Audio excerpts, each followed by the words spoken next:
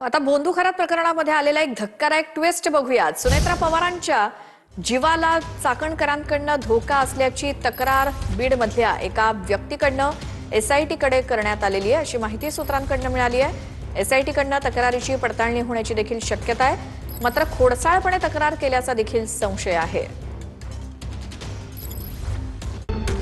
भोंदू अशोक खरात सोबतच्या फोटोमुळे अडचणीत आलेल्या चाकणकरांचं नाव आता पुन्हा एकदा समोर आलंय। बीडमधील एका व्यक्तीनं चाकणकरांविरोधात एसआयटी कडे तक्रार केल्याची सूत्रांची माहिती आहे। उपमुख्यमंत्री सुनेत्रा पवारांच्या जीवाला रुपाली चाकणकर यांच्याकडून धोका असल्याचं त्यानं तक्रारीत म्हटल्याची माहिती आहे। तक्रार भोंदू खरात प्रकरणाशी संबंधित असल्याचा दावाही केला जातोय। या तक्रारीमुळे राजकीय वर्तुळात आणि पोलीस प्रशासनात मोठी खळबळ उडाली आहे।